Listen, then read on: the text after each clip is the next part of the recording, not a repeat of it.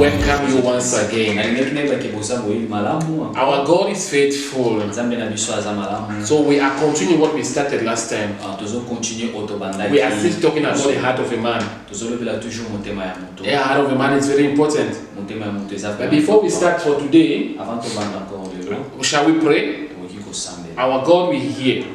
We need your presence. I want to pray for my sister who is listening right now. I want to pray for my brother who is listening right now. Wherever they are, begin to open up their heart so that they will receive clearly what you have prepared for them. Anything that is coming as distraction at this present time, I come against it in the name of Jesus. Father, we need your presence. We need the guidance of the Holy Spirit in Jesus' name. Amen. Like I was saying, you are blessed. Comme je disais, vous êtes bénis. I want you to make yourself comfortable, more especially people in Congo. All over the world. Partout dans mon kingdom. We are still having our Lingala today. We are still talking about the heart of a man. We will not take much of your time. I said last time, your heart is precious. Take good care of your heart. Do not allow a man to break it. Don't allow any problem to break your heart. God wants to stay in your heart. That's what the Bible says. He says that love me with all your heart. Today I want to talk about a man, a heart of a man. The reflection outside, the way the man shows himself outside, it speaks a lot about what is inside. In the book of Proverbs, chapter 27, verse 19, the Bible says, as in water, I don't know if you can translate that. As in water, face reflects face, so the heart of a man reflects man.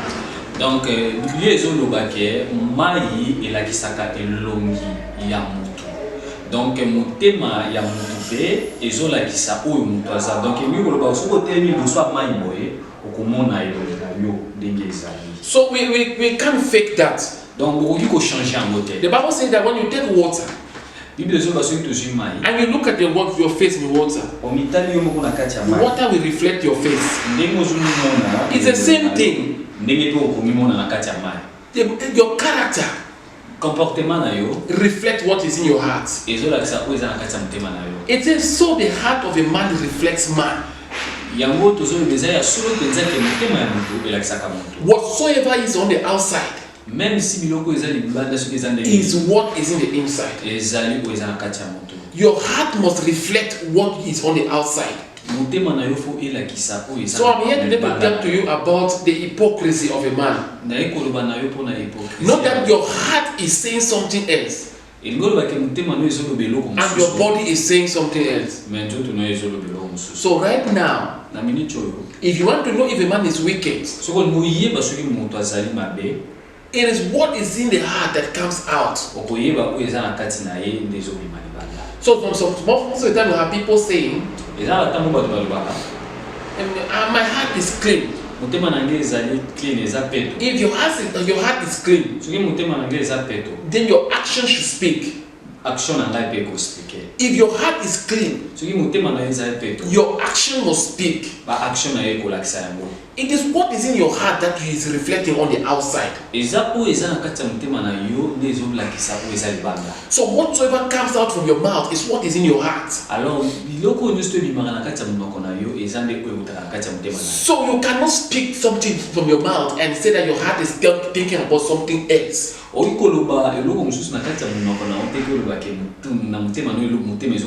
So I'm here today to advise. I'm here to encourage. So we work on the inside. If the inside is well worked, the outside reflects a good thing. No matter how you try to fake it, même si aux ana poso changer no matter how you try to fake a smile, même si ce cause ana poso ko sa ko seka, if it does not come come from the heart. It might look fine right now, but one day that smile will stop. A smile that comes from the heart cannot just stop easily. A good action that comes from the heart cannot just end easily. If someone is kind from the heart, even if you have done something wrong for that person, he or she cannot easily change, because this comes from the heart.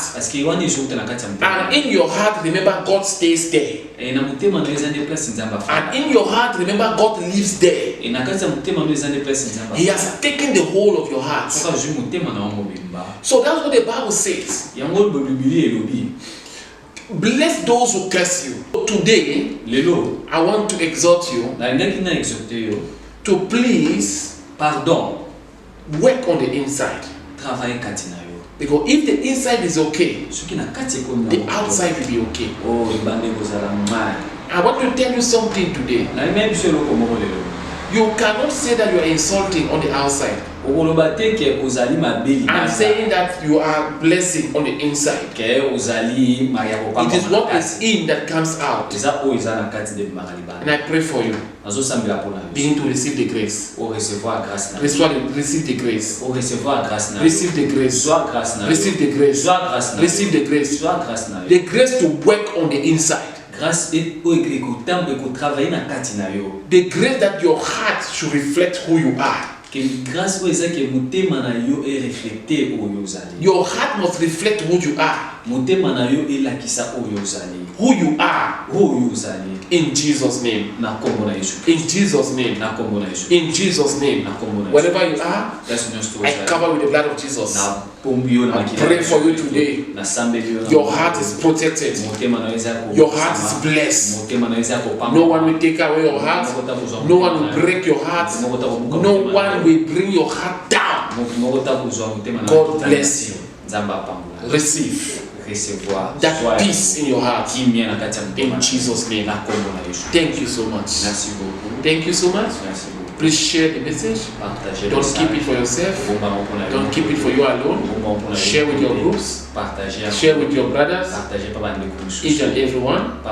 In Jesus' name. Amen. Amen. God bless you. See you again next Sunday. In Jesus' name. Amen. God.